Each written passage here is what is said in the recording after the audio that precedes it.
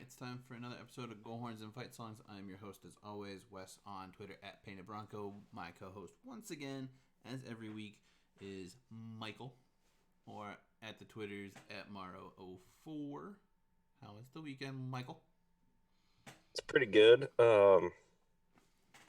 Pretty good week so far too. Watched the Vikings training camp. Felt like I got effed harder than Mia Khalifa with them advertising a scrimmage, but it's still better than watching the Lions in live action. You do realize that the Lions beat you last year, right? I mean, they had You three. know, you also lost on a 66-yard field goal. It wasn't due to the Vikings. It was due to piss poor time management by the Lions and a hell of a kick by fucking Justin Tucker. Whatever the fuck that guy's name is. Fuck that You know guy.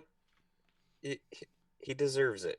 He deserved his extension. I think that's why he got the extension, just because he beat you guys, even though it shouldn't have come down to that.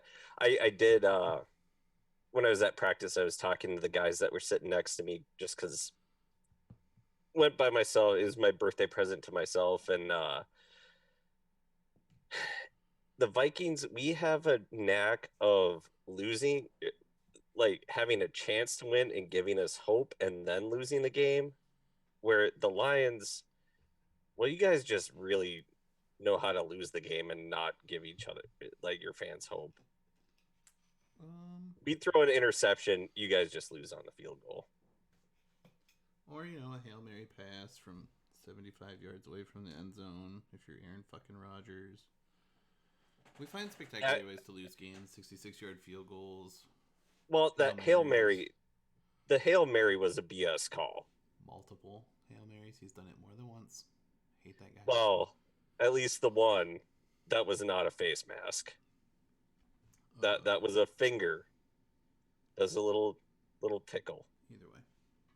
We don't need to discuss the Lions. This is a hockey podcast about college hockey, about the NCHC in particular, not about who has the shittier fan base or sports life as far as pro teams go. Because Well, it will I always and mean, forever be me. So suck a dick, unless we're well, talking I Flames mean, versus Wild. it we're the team we're going to talk about today.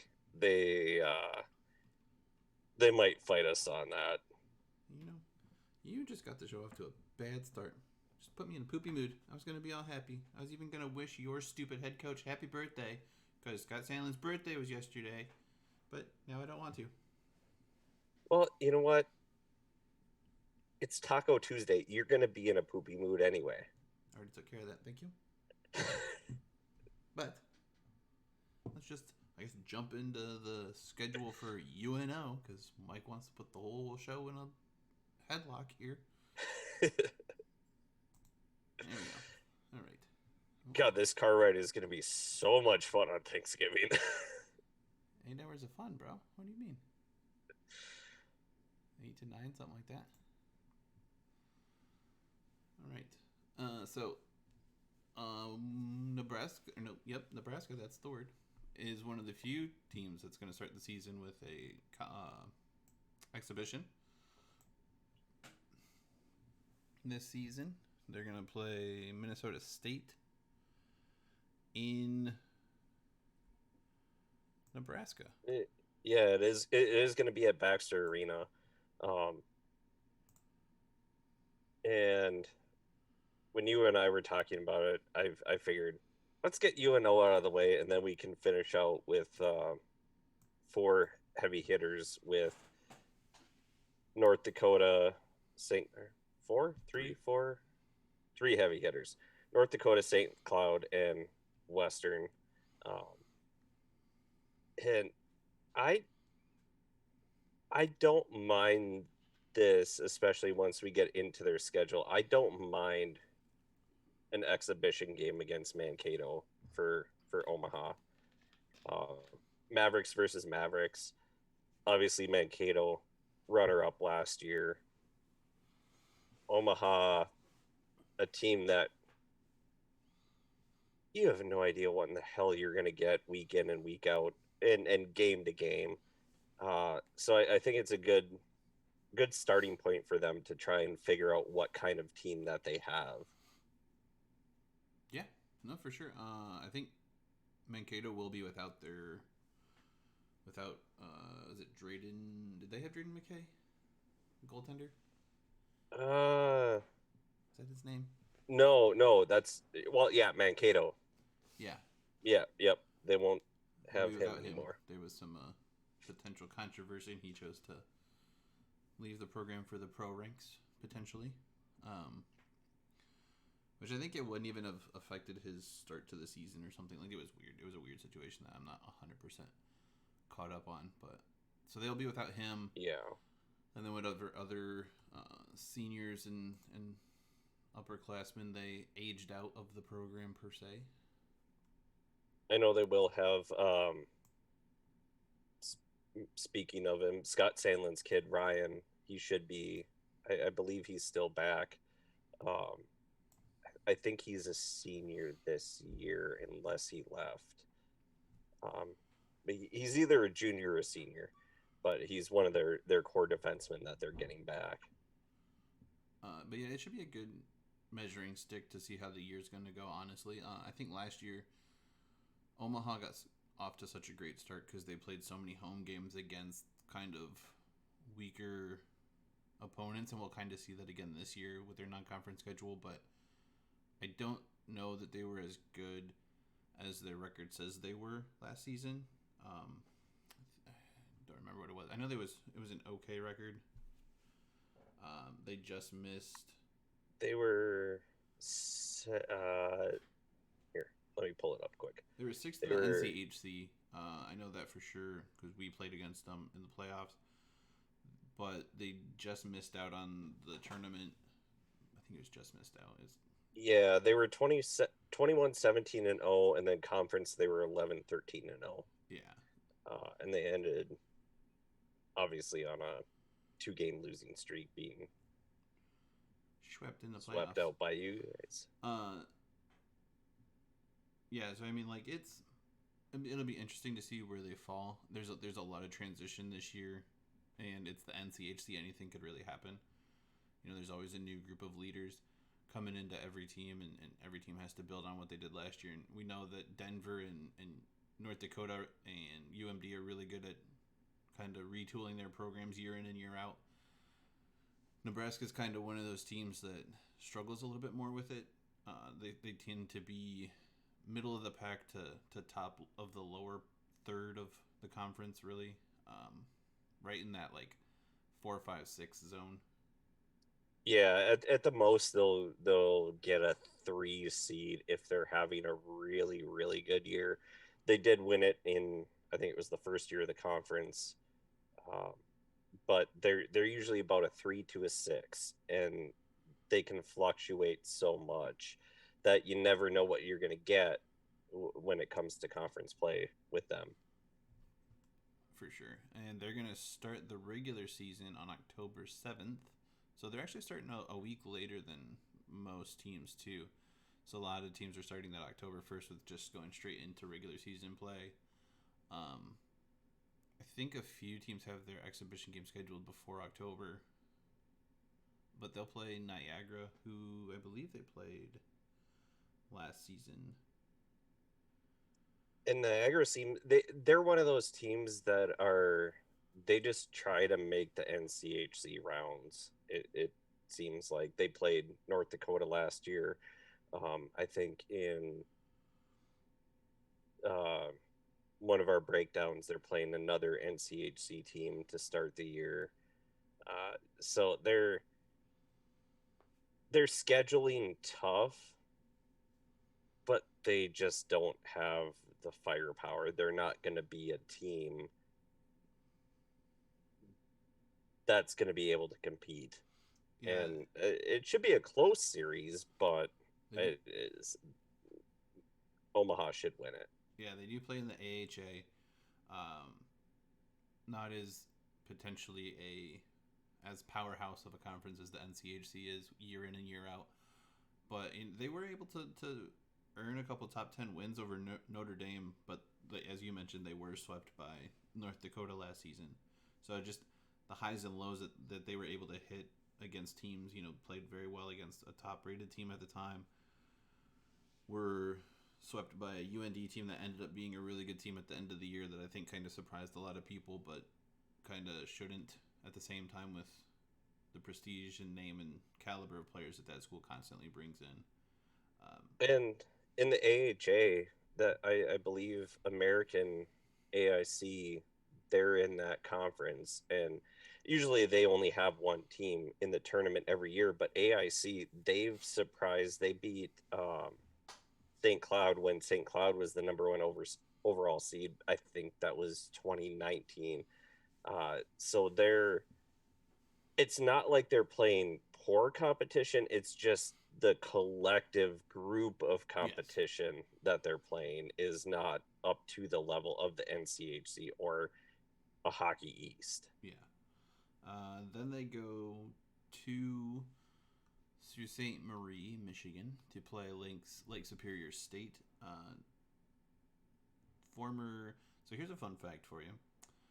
UNO was in both conferences that were cannibalized to create the NCHC, spending time in the CCHA and the WCHA. That is a fun fact. They were in the CCHA from 99 to 2009, and then in the WCHA until the NCHC started. And now they're back in the new CCHA because of Lake Superior State is, yes, but UNO was the team that played in both conferences. Yes. But yeah, Lake Superior State went back to the new CCHA after the WCHA has now ceased to exist. Yeah. So yeah, they were conference opponents for the time that they were both in the CCHA.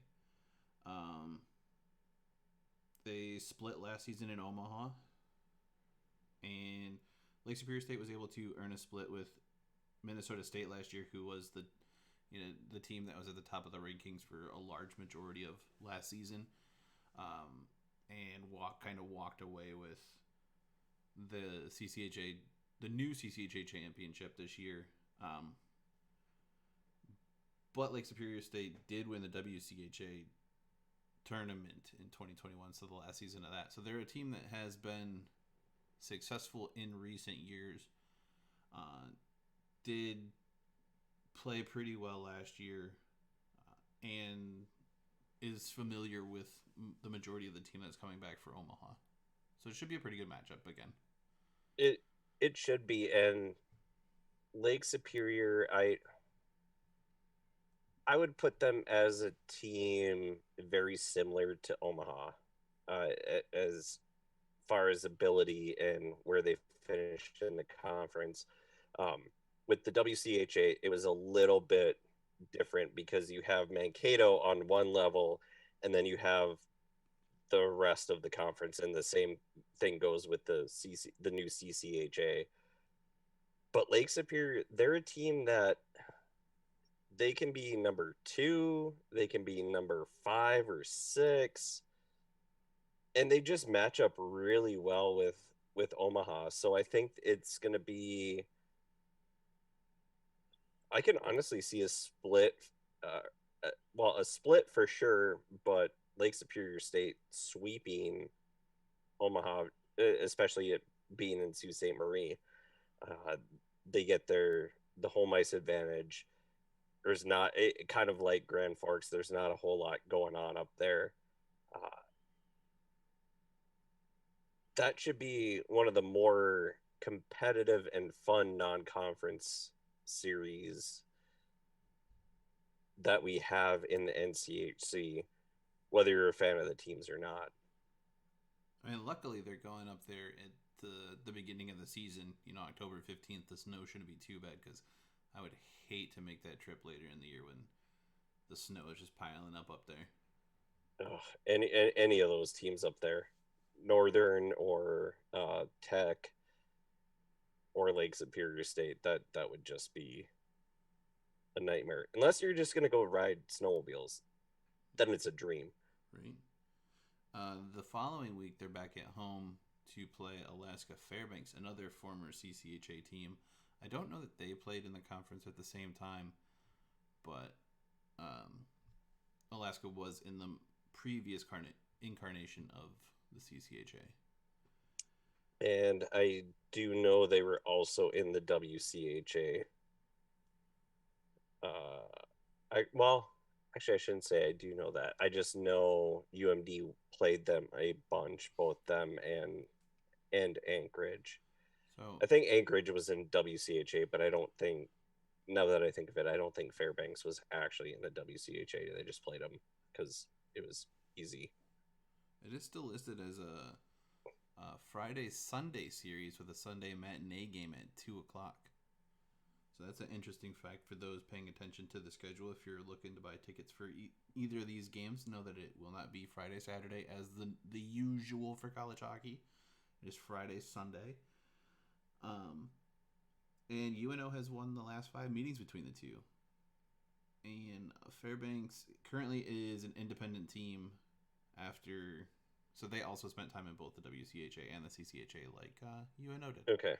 But That's it what might have I been figured. at different timetables. I think they're currently independent due to losing their team for a year or considering losing their team for a year, and then the creation of the new CCHA, which I don't think they're not a member of this time around. I believe they did lose their team for a year, and then the community rallied around them, kind of like Huntsville did for a year. Fairbanks, they were just able to keep their team around. Good for them. Good for the kids that they get to play Division One hockey, but it it's not a it's a Division One team. We'll just leave it at that. They have a couple players. I know they got one Western player who transferred up there. Who didn't? I don't think he played at all last year, but he's going up there to help them. Usually a pretty fun trip. I think Western makes a trip out to Alaska. I don't remember who they're playing, but we'll get to that when we cover the Western schedule. So yeah, but that's kind of to my point though. A kid transfers out because he didn't play. He's getting to play up there. They're a Division One team. Yeah. I wouldn't put them at the level of a St. Thomas or now a Lindenwood that we talked about 2 weeks ago. I wouldn't put them there at this point, but they're not too much above them. You might get one player that will do something here and there, but it's not going to be. You're not going to have a team of 4, 5, 6, 7 draft picks.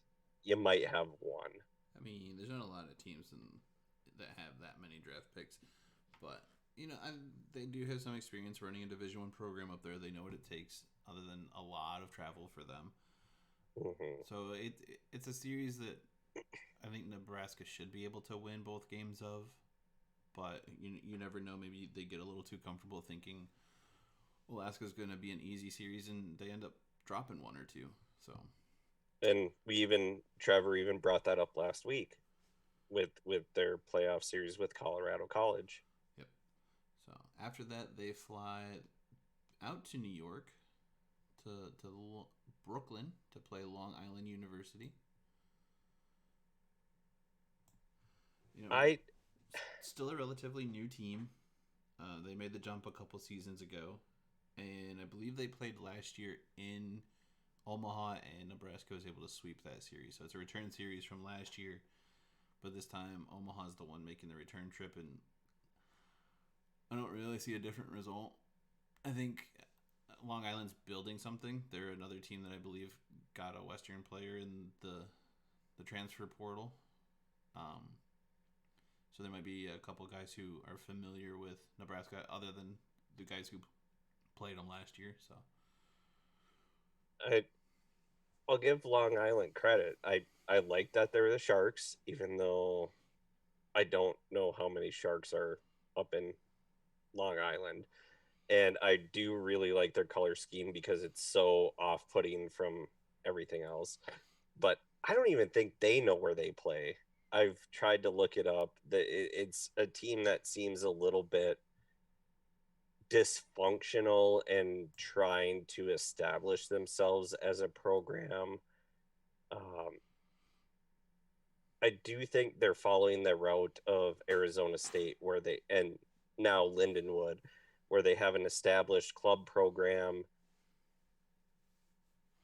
Okay, we have that. Let's go partway D1 and then full D1 and try to move up from there.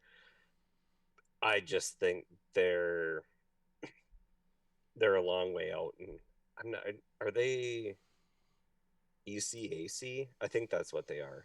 I don't know. Let's find out. I will check Yeah, real quick. that's. I'm in the middle doing that right now. Nope. Skip ads. Boom, boom, boom, boom. I have a golf ball currently coming up on my screen.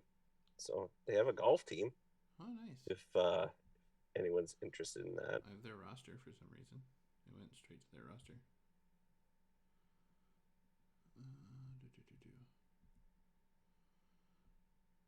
Nope, that's last season. Do they not have their current schedule up? They do not. They have not released their current schedule, so that's helpful. Oh, we should be able to figure out. Look at us doing things on the fly here. Because this is what happens. We're super prepared. And we're prepared enough. We don't generally talk about the other teams. We focus more on the NCHC. Schedule.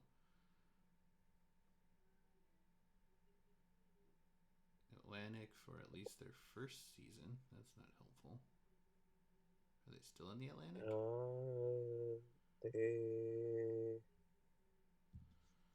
Maybe they're independent. Oh no. What in the? This is what happens when a million teams try to join at once. Well, apparently, January 21st and January 22nd, they played St. Anselm, who I have no idea who they are. They won. And then they played 4 games against Fairbanks last year, and they split the series. Okay. Does not look like they're in the NC or the AHA anymore. Yeah, it looks like they're independent. What in the world is post-college? I don't know. Click on it and find out. I'm kind of scared to click on it. Fuck around and find out. It's one of those where you're like, do I, like, where is this going to take me? Yeah, they're currently independent. Arizona State, Long Island, Alaska Fairbanks, Alaska Anchorage are independent schools. And I think Alabama Huntsville. No, Huntsville, they close again? Yeah, they did. Get rid of their program again.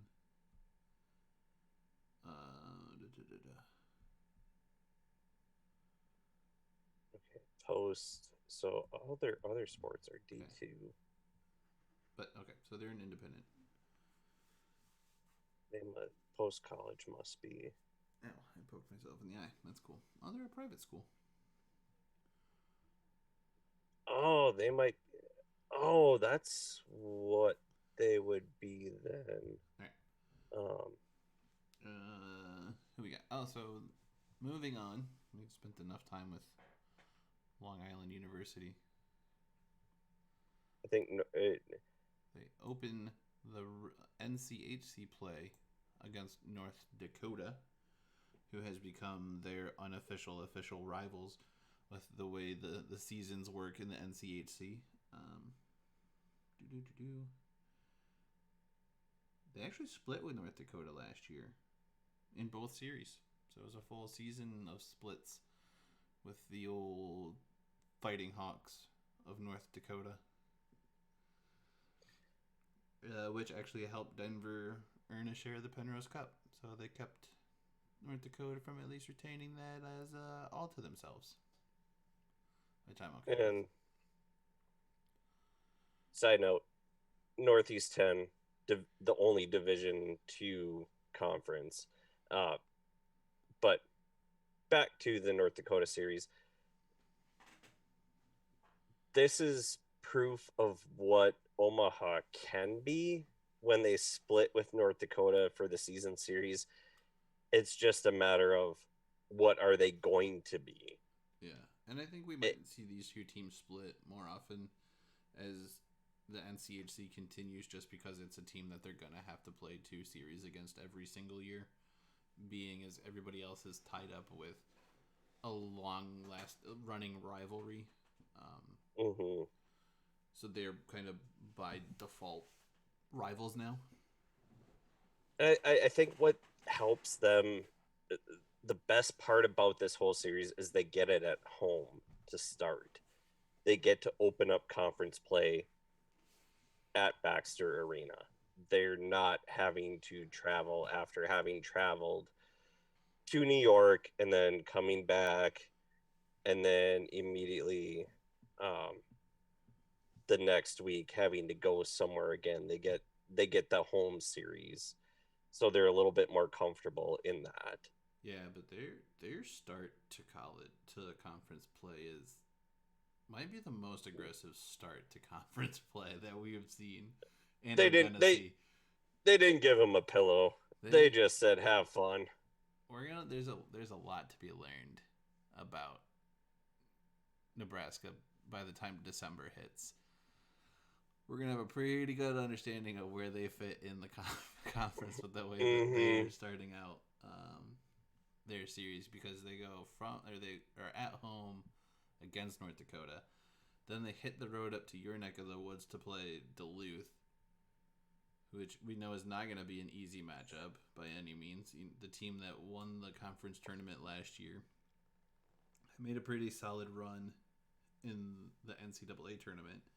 Should have been better, You know, but they're coming in it's preseason ranked 5. They only played once last year. It was a split with Omaha winning the last game. So maybe some want for return from Minnesota Duluth here. It is in Duluth. You know, there's going to be a goalie change, but I think Duluth has the stronger goalie if Stayskull is able to earn that starting position and maintain a pretty good hold on it.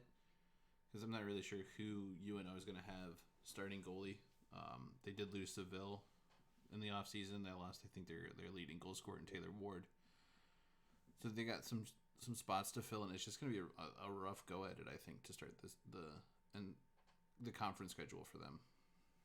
I think this it can be well, it's going to be a tough series, but I wouldn't be shocked if UNO came out with a sweep because as we've talked about in our other schedule breakdowns and with Trevor and with all of our guests, UMD, we come on hard at the end of the year versus the beginning of the year. So this November 11th and 12th series, if we split, if we get swept, so be it. We're learning for the end of the year. So a sweep isn't out of the realm of possibilities for UMO, but UNO, but I think a split is probably the most likely scenario that's going to come out of it. Yeah, I mean, the nice thing is like they're starting out like it's a gift and a curse to start out the conference schedule this tough, but at the same time you're getting the toughest opponents out of the way. Where if you can steal a game early in the season, it could be something you can build on, or you can kind of hurt the teams ahead of you in the standings by getting that win early in the season type thing. But it's definitely not going to get any easier because they stay on the road, which, I mean, really in college, you come home and then you go back out. But Mm-hmm. they play defending NCAA champions in Denver, where it's hard to play.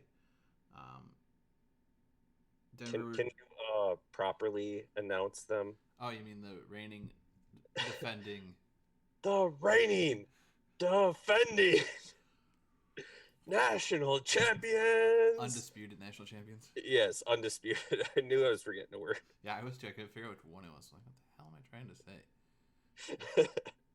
It's reigning. Yeah, reigning, defending, undisputed. Okay. Anyway, Denver won 3 out of the 4 meetings last year. Pretty solid hold. There was not a lot of people who were beating Denver last year, and especially in Denver. If Denver gets off to any kind of start like they did last year, they're going to be tough to beat. And they're another one of those teams that they don't rebuild, they reload. And that's a theme that we've seen now since the NCHC has started with St. Cloud, UMD, Denver, and North Dakota. They don't rebuild, they reload. And Denver not losing until February at home. Good luck, boys. Have at her. Yeah, for sure. Just if we get a point out of the deal and go home, we're gonna be happy. And that's, I think the coaching staff would, both these series with Duluth and Denver, if you can come out with 2 or 3 points, like if you get that overtime or shootout win and get an extra point in in any of these 4 games, you have a win. That's a win in my book. Yeah. And they can do it. It's just a matter of will they. Oh, 100%. And with Denver, with UMD, I think they will. With Denver, I don't think so. I just don't. And that might be us having some bias based off of last year, and just what Denver's able to do at home in general. But at the same time, there is reason behind the bias. So I think Denver sweeps at home. It's such a tough place to play for any team. And Nebraska doesn't really have the strongest history of playing well in Denver. But they're a team that can if you can get up for the right situation, you can shock somebody for sure. So it's not outside the realm of possibilities for Nebraska to come in and steal one. But man, is it going to be hard? And they're just such a good team. Mm-hmm. But so they get back home to Nebraska. They welcome the Western Michigan Broncos. A series I'm kind of looking forward to. These two teams, they play each other so good, so close. It doesn't really matter where they're at in the rankings or in the standings. Like, if you didn't know it, you would think these two teams, when they're on the ice against each other, are 1-2, 2-1. Like, it doesn't really matter who's where. They play each other so well, and they're so tough. And it might be because they play a similar style. They split the regular season last year. They'll play 2 series this year. But Western was able to sweep the playoff series. They won the first game pretty handily. Luke Granger, who might have the most significant goal in Western Michigan history later in the season, was able to earn a hat trick in the first playoff game and was showered with foam cowboy hats that a senior player's mom had given out to the student section. So he put his stamp on that series and made his name known that he's going to be one to watch in a Western Michigan uniform for at least a couple seasons. Was that her second bachelorette party, or? So I guess they had done it at some point, and his mom, it was actually Josh Basalt's parents were like, oh, we have these foam hats, let's give them to the students when they come in for the playoff game, and they all ended up on the ice.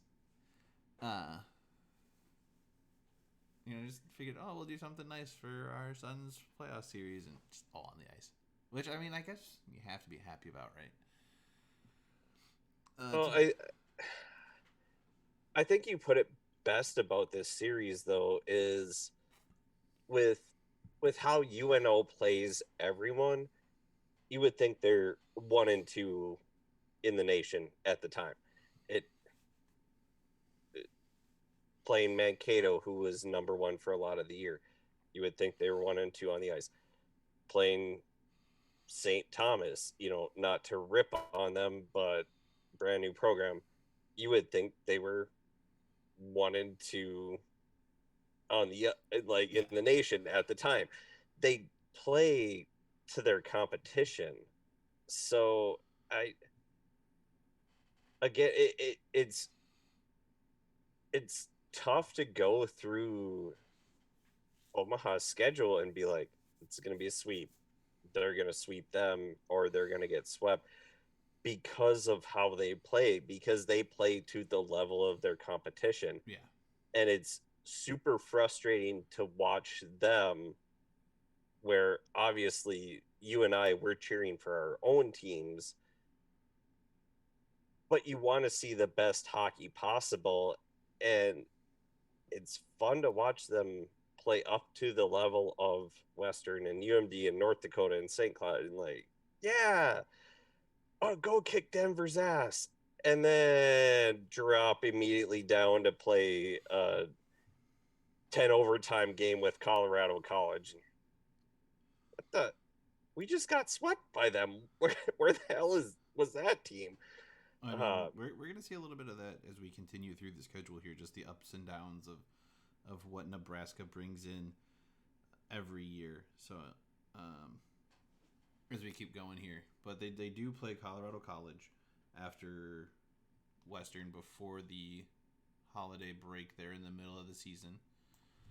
Going back to Colorado. So it's Denver home and then back to Colorado Springs.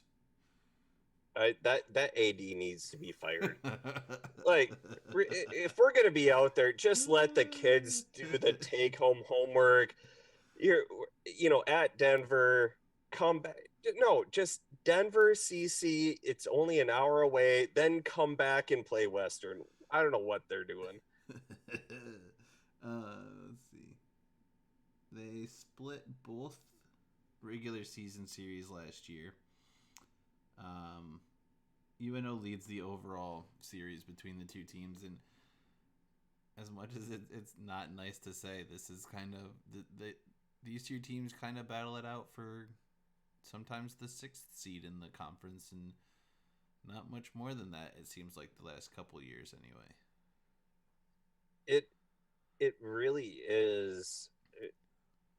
1 through 5, the last couple of years have been pretty much solidified, and then we know who 6 through 8 are going to be. The last couple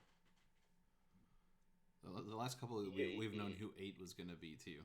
It's really been that 6-7 spot that's been the toss up a couple years. Well, and I was going to say, we kind of know who 6 is going to be, and it's more of a battle of 7 and 8 between Miami and CC, where, okay, well, UNO is going to be 6, and I think we both had them pegged as 6 last year, and got it right. So it's, they just, again, they're a frustrating team to watch because you want them to do well enough, but you want your team to be 1, and that. So, I mean, my dream scenario, just because I'm me, UMD 1, Western 2, UNO 3, because they try so hard and they can beat you on any given night. I just would love them to be 3 and finally prove themselves. They just need to be a little bit more consistent throughout the entire year. They're just not yet. I don't know that they really ever have been super consistent. I mean, Western's only really begun to be super consistent the last 10 years or so. And even then, it still kind of fluctuates. They're getting better at stabilizing, but Nebraska fluctuates so hard, and it's college sports are one of those things where I don't know that you can. it's extremely hard to sustain in college sports because your team constantly has more turnover than a pro team. And it's consistency to a point because they're consistently inconsistent. You and I have talked about this. UMD pretty much from October through January, I know there's going to be a split. There's that consistency. And then you get into playoffs and they ramp it up and they're not splitting, they're sweeping and they're winning games. Their consistency is completely non-existent, where you don't know if you're going to get a sweep or a split or anything. You're just like, okay, well, we'll see what kind of, are we going to get beat 10-1 or are we going to win 7-2? You have no idea what you're getting. So there's a difference in the consistency of teams too. Right. But so I mean, it should be a pretty good game the way that they play. Over the holiday break to get back into the one series they'll play over the break. They get St. Lawrence at home. They've only played St. Lawrence 3 times. They're 1-1-1 against them. So if that tells you anything about the history of Omaha hockey, they are right there at 500. Yeah,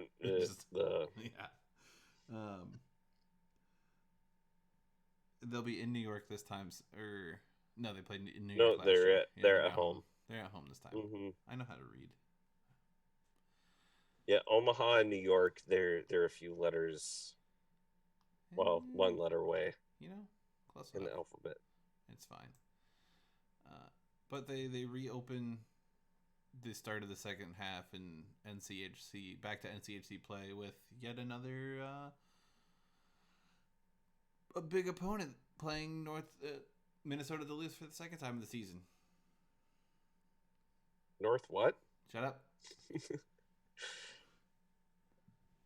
Yeah, I think this is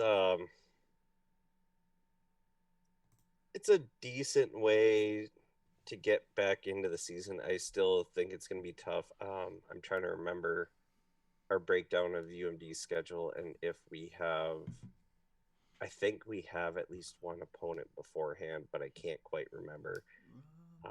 But I think even if not, I think my assessment, because I just heard this on KFan a few days ago, like our sports station here, where the guy he happens to be the Vikings play-by-play announcer, he said one team was going to win. It was like, the Steelers were going to beat the Browns in week 3. And then he went to the Browns schedule and said the Browns were going to beat the Steelers week 3. So I'm trying to avoid that controversy.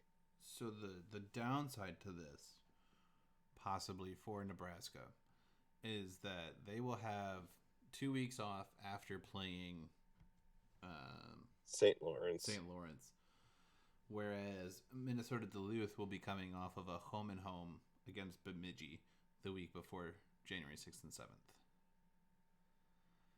Okay, yep. So Duluth will have a game on their legs and be ramping They'll it back be up. Back in. Mm-hmm. Whereas there might be a little stiffness in the legs of Nebraska. So that could be a thing. Welcome back to the second half of the season, boys. But again, with Omaha, you don't know what you're going to get. Yeah. And Bemidji, I don't know what they're going to have. Having the home and home that's fine. Bemidji's 2.5 hours from Duluth, something like that. So it's not a far trip for our guys.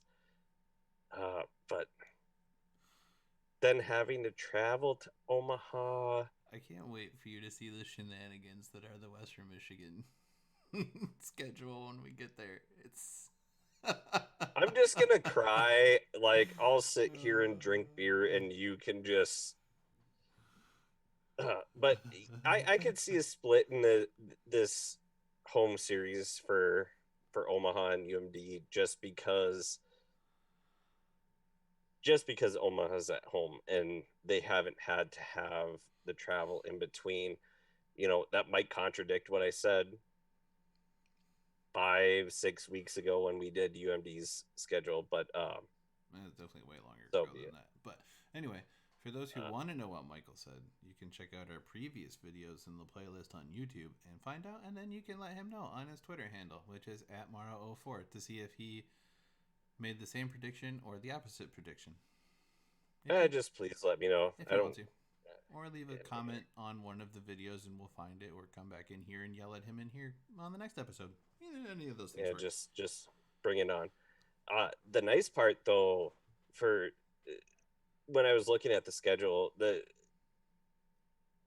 nice part, they have the New Year's Eve at home, St. Lawrence, then they're at home UMD, and then they're at home versus Miami. So they get to start conference play with 4 home games, which they're very road heavy at the beginning of the conference schedule. Yeah, but that doesn't make anything any easier, because for whatever reason, Miami had Omaha's number last year.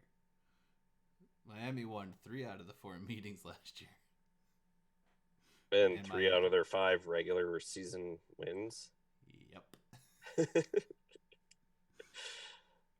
Yep. Miami, for whatever reason, had Omaha's number last year. And that was about the only number they had last year.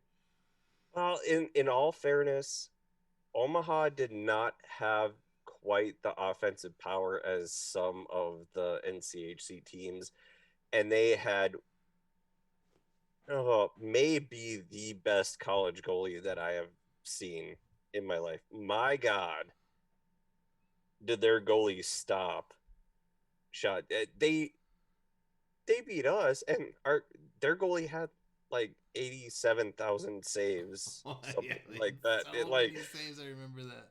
It was so stupid, and I was so mad. And it was like, oh yeah, shootout win. Their goalie, 53 saves. So many saves. Well, I can't even be mad about that, because if we couldn't figure him out by shot 42. Yeah. But yeah, so, who knows what's going to happen in that series. It is the only time that Miami and Nebraska play this year, or in the 22-23 season. Nope. Oh, no, they played them almost immediately afterwards. Never mind. I don't know how to read. They play Western. Big M didn't give it away. I can't see it. It's under Colorado on the screen, okay? And my notes are tiny. I got like 18 screens that I'm trying to keep track of. My brain doesn't work this well. I had a whole day at work, too. And this is stupid. The whole town knows. Shut up. I've been sniffing paint fumes for like 10 fucking years, okay? Actually, longer than that. It shows. 13 years. All right? Since kindergarten? What? No, I was in kindergarten 28 years ago. Okay? Nice synchronized drink, by the way. It was a social drink. Everybody's having a great time. They play Western again. And we've already talked about, the matchup that this will be. It's here in Kalamazoo that weekend. Should be a pretty good turnout. It'll kind of depend on how both teams are doing. Like, this is going to be kind of the influx of college hockey that happens every year. But I don't know that I've ever seen this much disrupted for a Western team. So it'll be interesting to see how the team comes together, what team we have, what our goalie situation looks like, because I've never seen a team lose 3 goalies in a single offseason. So well, there is that, but I do think, in all honesty, this is kind of their rude awakening to an actual away environment, a road game, when they're going to Western, because everybody's back. winter break's done, everything, kids come back and they're all amped up for hockey, and they play North Dakota at Baxter Arena. They don't have a road game there. Yep. Denver, I haven't been to a game there. They seem like they're kind of raucous, but not really. I feel like more of the actual like physical environment of being a mile high is slightly more taxing or exhausting to play than it is necessarily that like Denver has a good student section, which I swear to God, if right. Denver has a piss poor student section this year, as the reigning defending undisputed national champions of college hockey this year, your program needs to figure out how to get people in its stadium. Oh, we're terrible. I will not deny that. If you can't show up to see the defending champions, like the reigning, defending, undisputed. We need to get Paul Heyman on this thing. But yes, the physical aspect, they have that going for them, but the mental aspect where I know I'm going to a mile high city. I know my lungs are going to be burning. I know that, but the Lawson Lunatics and a raucous student section that goes down the whole freaking ice. Oh yeah. That's more intimidating, I think, for the younger kids than the actual physical aspect, because you know what's going on with your lungs, and we're like, yeah, I'm playing a mile high. So for them to come out of the UMD and Miami series while in St. Lawrence at home, to go into the Lawson Lunatics, who are going to be all ramped up and ready in party mode for that series because they're just back from break, I don't see them doing well. I mean, it's going to be an interesting year because I mean, we could see a Western team that struggles this year, and maybe we don't have as great of a turnout student wise as we normally do. Which, granted, usually like it doesn't really matter. The student section is what the student section is, no matter how bad or good the team's doing, which is a good thing. But there has to be a product on the ice to entice them to be at their very best.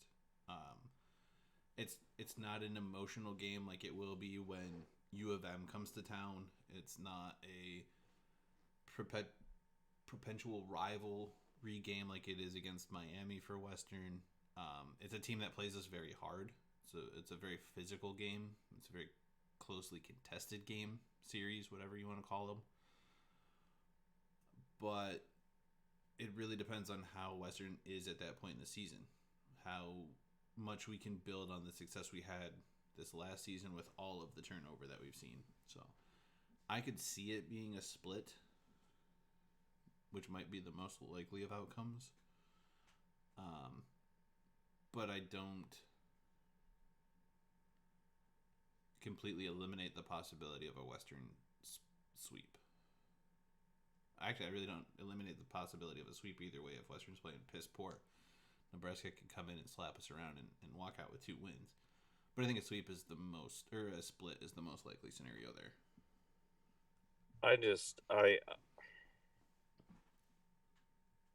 That seems to be the theme as we're going through this. Yeah, split seems the most likely because neither of us are confident in it, and that's a credit to the conference and the teams that are in it. Neither of us are confident in saying a sweep for one team or another, but I can see a sweep for Western at Western just because I'll be more willing to predict series once we actually get to see the teams in play. Like, there are some highly touted incoming freshmen to Western on the offensive side. I'm really interested to see what the goaltending situation looks like. I'm not a big person, even at the pro ranks. Like, I don't pay attention to the drafts of any pro sport. I don't pay attention to football draft. I don't pay attention to baseball draft. Like, I don't pay attention to the NHL draft. I'll watch it to see if there's a Western guy picked up in any of those drafts, but outside of that, like, I really don't give a shit. I'm not gonna put all my eggs in one basket as far as getting a Connor McDavid or, in the case of the Red Wings, like a Moritz Seider until I know what they look like as part of the team. You know, yes, those guys have been able to come in and have great individual success early in their careers. Seider winning the Calder Trophy this last season. We all know the type of player that Connor McDavid is. But I care more about how the team works and how they fit into the team as opposed to just being super excited that we have, you know, a Ronnie Addard on the team or a Wade Allison. Like, yes, these guys are great prospects. They're great talents. But if we're not competing at our best, like, what's the point in having them on the team, essentially? Like, and I'm not trying to degrade the players in any way, shape, or form, but I look at it as the totality of the team, what I see on the ice, and I'll make predictions as to whether or not we have a decent team or if we can win a series or not based on that, not just because we have one guy on the ice. And we saw how quickly teams change with the injury to Brandon Bussey his sophomore year to this year. You know, we saw the way that North Dakota kind of struggled after losing their defenseman who was hurt for what could have been a memorable season individually for him. So it's well, and I think it all depends on the sport too. Yeah. Like I look at the NHL draft where, hey, you know what, kids are from Minnesota, what kids come out of high school, Major League Baseball. Well, okay, I'll see him in 37 years when I'm 92. Right. That'll be his rookie season. It really is all fit. So what we're doing here is speculating mostly off of last year, not knowing what we have coming in. And even, you know, for Miami, we were just talking about this. They have a Slovakian goaltender who just got player of the game in their game at the World Juniors. He could come in and be the world's biggest sieve ever. He could be what was it? DiPietro, like it, you know, number one overall pick, and just be horrid. But we don't know that because we haven't seen him with his team. We don't know what he's gonna do within the system. And we've seen enough games where you know, a goalie can stop every shot, but if his team can't score and it goes down to the shootout, you still lose at the end of the day. Yes, it's a tie, but the other team gets an extra point in the standings. So. All right. So where are we at now? Colorado. They play Colorado College again. Yep. This time they're at home. You know, we know that's going to be a pretty even series between the two. We mentioned kind of all the talking points we had the first time they played. They've played each other. They don't have a long history, but they've played each other a bunch. They were both previously in the WCHA before the NCHC started. Interesting team. Honestly, both teams are interesting. We know that Matt Vernon should be the number one goalie in Colorado at this point. He can play well. And it'll just be, well, like I said, we can make better predictions later in the season when we know more about these teams. But we're getting close. You know, this is going to be that time where teams are going to start pushing, if they haven't already, where the finish line is in sight. You know, there's not too many more games left after this one. So every game will matter a little bit more here as we wrap up these last few series. Yeah, and especially with the seeding, and hopefully you and I don't have to worry about home ice. Where is Omaha compared to us? But you never know. You really don't. Yeah, we'll see. We'll see how much I'm actually paying attention to the series at this point in the year here. And then they have Miami again. They play their second series of Miami, and like we mentioned earlier, you know, Miami had Omaha's number last year. Can Omaha correct that and be the team that we think they can be and put a hurt on Miami, who tends to struggle more often than not. And who knows? We won't know till later. And then They're finally, well, not finally, but their one and only series against St. Cloud. Oh, so here's the other point. So you know how I told you that they lost 3 out of 4 to Miami last season? Well, they won 3 out of 4, including the last 3 straight against St. Cloud last year. And that just proves my point, where you have no idea what in the living hell this team is going to do. You just don't. They've won 3 straight against St. Cloud. Dear God. And took 3 out of 4 last year in the regular All right, season. well, take it away, Wes. I'm just...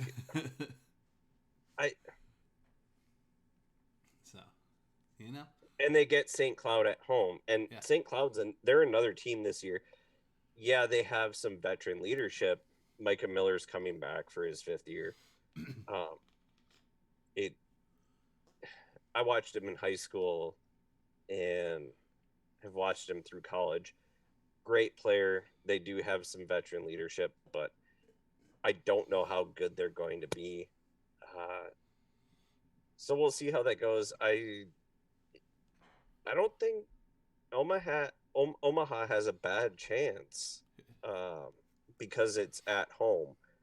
And that's the only if it was up in St. Cloud, then I'd probably say St. Cloud, because they have that bigger ice and then just that god-awful arena that really needs to be updated for the conference that they play in. But, and then we round out the season with what is kind of become a rivalry. That's going to be hard to say. Rivalry weekend to end the season. And once again, the 2 odd teams out as far as long-standing rivalries, with Colorado playing Denver, UMD playing St. Cloud, Western playing Miami. All kind of long-standing rivals. Not necessarily the number 1 rival of some of those teams. Western and Miami is definitely the number 1 rival for both of them as far as teams we play in the NCHC. But these 2 teams are kind of the odd teams out. Yes, they do have a little bit of history, both being in the WCHA before the NCHC, but since the NCHC started, they've just been historically odd men out. It's in Grand Forks. We kind of need something. It'll probably be a weekend where we kind of need Nebraska to do something amazing like they did last year, depending for the sake of seeding and to see if North Dakota once again captures a share of the Penrose, if not winning it outright. Capable of doing such? Absolutely. Likelihood of them doing something? 50-50. See, as much as I think the physical environment of Denver plays a bigger role, North Dakota is similar to Western in that our student section plays a bigger role than our physical, where we're at geographically, environment does. And that was kind of to my point of and looking back through their schedule, they don't have a tough road schedule as far as environment goes. They have Western for a series, and they have North Dakota for a series. That's it. It's,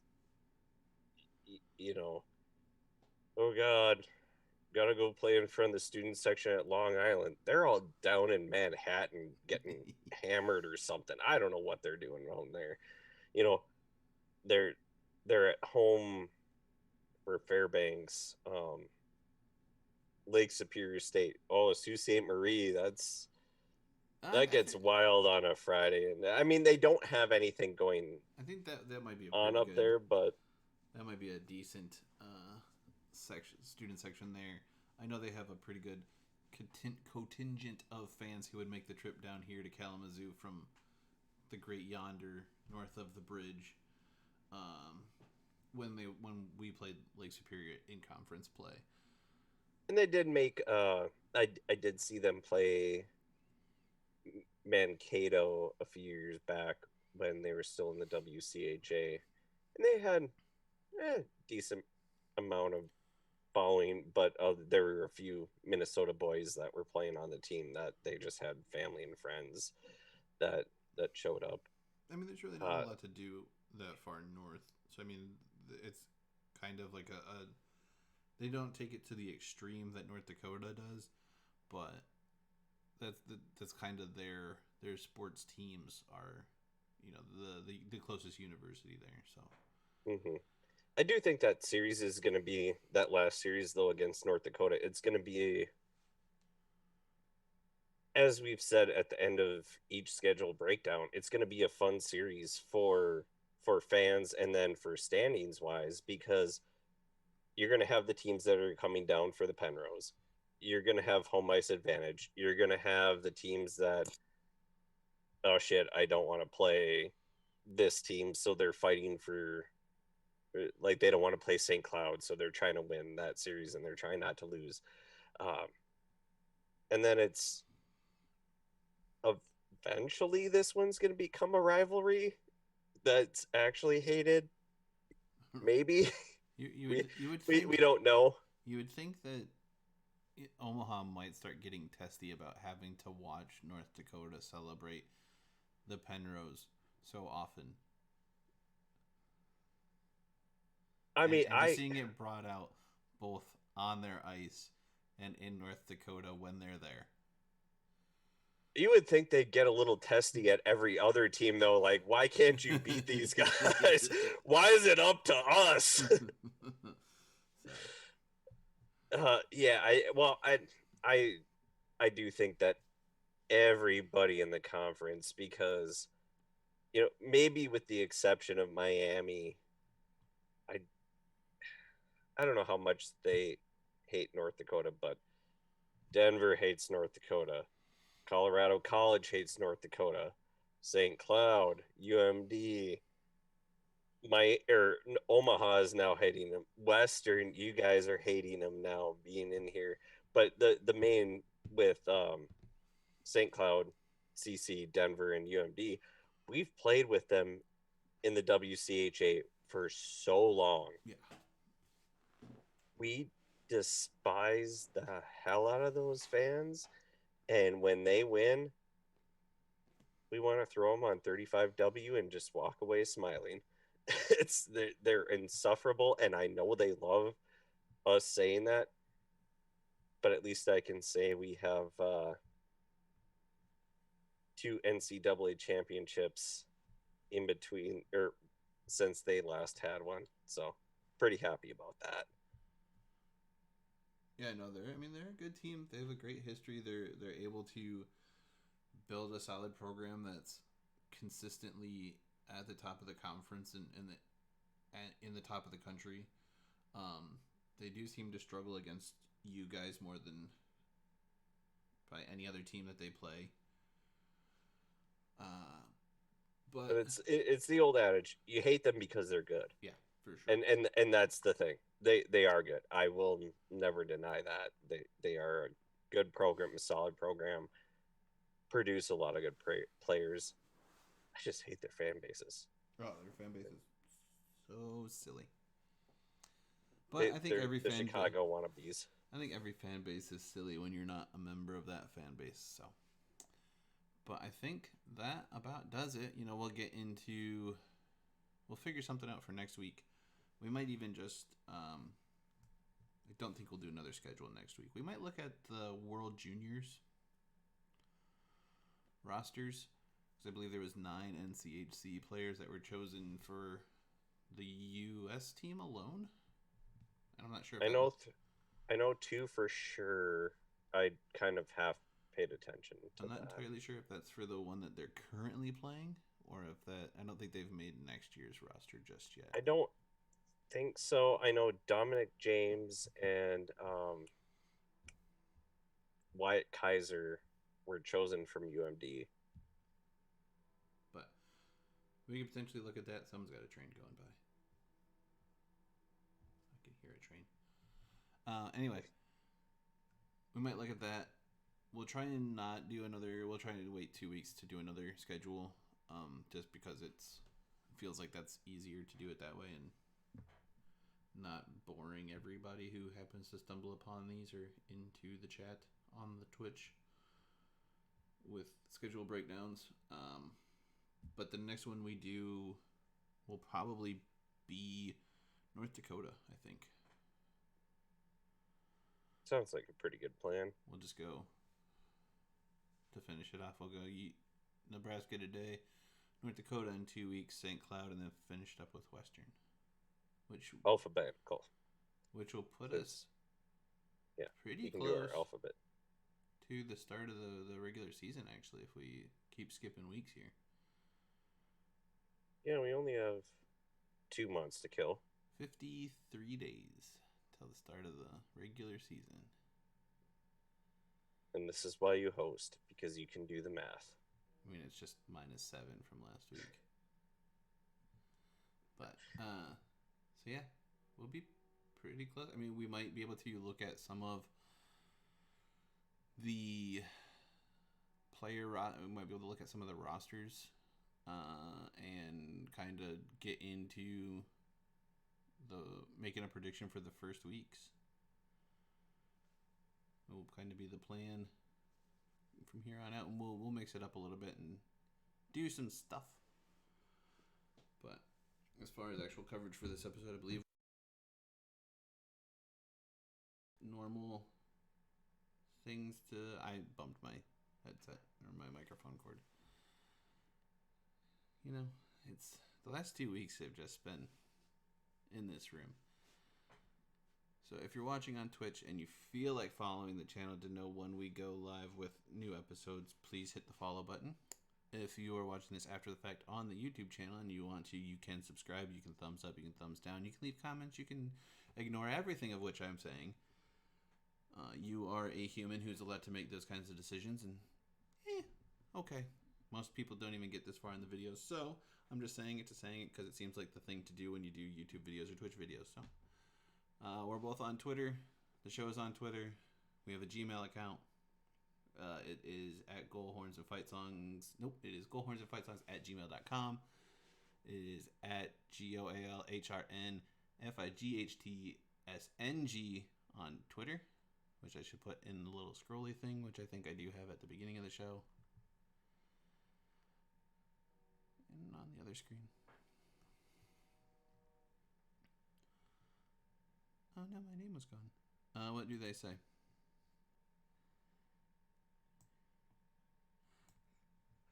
What do they say, Michael? What do they say? What do they say? Do they say pucks on net and good things happen, like Goalhorns and Fight Songs? We'll see you on the next one. Have a good one.